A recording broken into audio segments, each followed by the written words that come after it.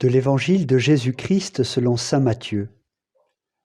Après le sabbat, à l'heure où commençait à poindre le premier jour de la semaine, Marie-Madeleine et l'autre Marie vinrent pour regarder le sépulcre. Et voilà qu'il y eut un grand tremblement de terre. L'ange du Seigneur descendit du ciel, vint rouler la pierre et s'assit dessus. Il avait l'aspect de l'éclair, et son vêtement était blanc comme neige. Les gardes, dans la crainte qu'ils éprouvèrent, se mirent à trembler et devinrent comme morts. L'ange prit la parole et dit aux femmes : « Vous, soyez sans crainte. Je sais que vous cherchez Jésus le crucifié. Il n'est pas ici, car il est ressuscité comme il l'avait dit. Venez voir l'endroit où il reposait. Puis, vite, allez dire à ses disciples : il est ressuscité d'entre les morts. Et voici qu'il vous précède en Galilée. Là, vous le verrez. Voilà ce que j'avais à vous dire. » Vite, elles quittèrent le tombeau, remplies à la fois de crainte et d'une grande joie, et elles coururent porter la nouvelle à ses disciples. Et voici que Jésus vint à leur rencontre et leur dit : « Je vous salue. » Elles s'approchèrent, lui saisirent les pieds et se prosternèrent devant lui.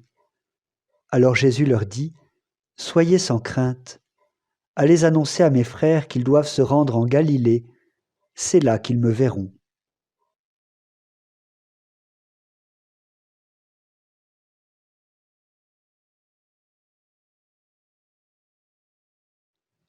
Il n'est pas ici car il est ressuscité. Quelle nouvelle incroyable, inédite, unique. Celui qui était mort, enterré, Jésus de Nazareth, le roi des Juifs qui se proclamait fils de Dieu, est ressuscité. S'il est ressuscité comme il l'avait annoncé, c'est donc que tout ce qu'il a dit est vrai et s'accomplira. Tout ce qui est contenu dans l'Écriture et qui le concerne va donc se réaliser en son temps. Quelle nouvelle extraordinaire qui nous remplit d'espérance. Jésus n'est plus dans le tombeau. Son corps n'est plus là, pas plus que son esprit. Il est désormais avec ses amis, les saintes femmes en Judée ou les apôtres en Galilée. Jésus ressuscité n'est plus contraint par les limites spatio-temporelles de nos corps mortels. Son corps glorifié par le Père peut désormais être partout présent, là où 2 ou 3 sont réunis en son nom, comme en feront l'expérience les disciples d'Emmaüs et nombre de disciples. Pourtant, combien de savants, de scientifiques, d'archéologues ont recherché des traces du corps de Jésus. Régulièrement, des théories fumeuses sortent pour affirmer qu'il n'est jamais mort sur une croix, qu'il a vécu ailleurs, caché. L'intelligence de l'homme cherche une explication acceptable, rationnelle, scientifique. Or, croire en la résurrection de Jésus est une grâce que Dieu fait à ceux qu'il a choisis d'avance. Il y a les témoins directs qui ont vu le ressuscité et ceux qui font confiance en leurs paroles, tous ceux qui se reconnaissent disciples de Jésus. Ceux qui n'ont pas cru, comme les soldats qui gardaient le tombeau, n'ont pu accueillir le message de l'ange. Ils devinrent comme morts, nous dit l'Évangile. Là encore, c'est la vérité qui éclate. Ceux qui refusent de croire sont morts dans leur cœur, et la vision de l'ange ne fait que mettre cela en lumière. L'ange leur permet de prendre conscience de leur état intérieur, de leur manque d'espérance et de vie véritable. La résurrection est l'événement le plus incroyable qui soit, et pourtant c'est le cœur de notre foi. Seule la foi que Dieu nous donne, comme il l'a donnée à l'apôtre Pierre, nous permet d'accueillir cette vérité folle. Ce ne sont pas la chair et le sang, comme le dit Jésus à Pierre. La raison humaine en est incapable toute seule. Sans la grâce de Dieu, sans cette lumière intérieure, cette foi vive, il est impossible de croire une chose pareille. Que signifie pour nous croire qu'il est ressuscité ? L'Évangile de ce jour nous donne de précieuses indications.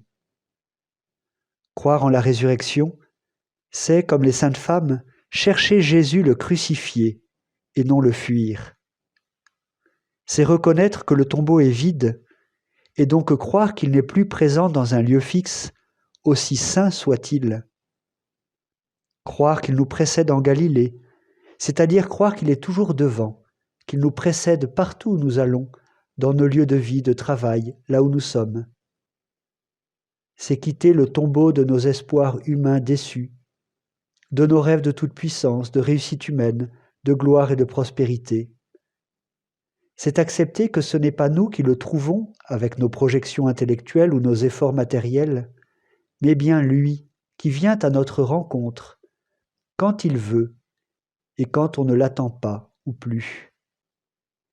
C'est être à la fois dans la crainte de Dieu, cette conscience que ce mystère nous dépasse complètement, que Dieu est largement au-delà de tout ce que nous pouvons imaginer et même croire, et en même temps demeurer dans la joie de celles et ceux qui goûtent cette bonne nouvelle, qu'il est là, avec nous, bien vivant, et qu'il nous veut bien vivants avec lui. Croire en la résurrection, c'est se prosterner devant le Seigneur à chaque fois que nous croisons sa route. Autrement dit, reconnaître sa présence dans l'inconnu de passage, dans l'étranger, le pauvre, le migrant, le malade mental, le rejeté. Lui saisir les pieds pour les laver, pour le servir, comme Jésus lors de son repas pascal, comme saint François avec le lépreux, ou mère Teresa avec le mourant de Calcutta. Enfin, c'est annoncer à tous nos frères et sœurs qu'ils doivent se rendre en Galilée pour le rencontrer. Autrement dit, qu'ils doivent accomplir leur tâche d'homme et de femme, et que c'est là qu'ils le trouveront présent, non plus d'abord dans des temples ou des lieux sacrés. Jésus est invisible au regard, mais se donne à voir dans chaque morceau de pain rompu, dans chaque expérience de partage, de don de soi, d'écoute, de disponibilité, de service. Dans chaque serviteur, dans chaque communauté qui accueille le plus petit des siens, Jésus ressuscité vit et grandit. Il rayonne sa joie et sa paix en abondance. Oui, frères et sœurs, Christ est ressuscité. Il est vraiment ressuscité. Alléluia.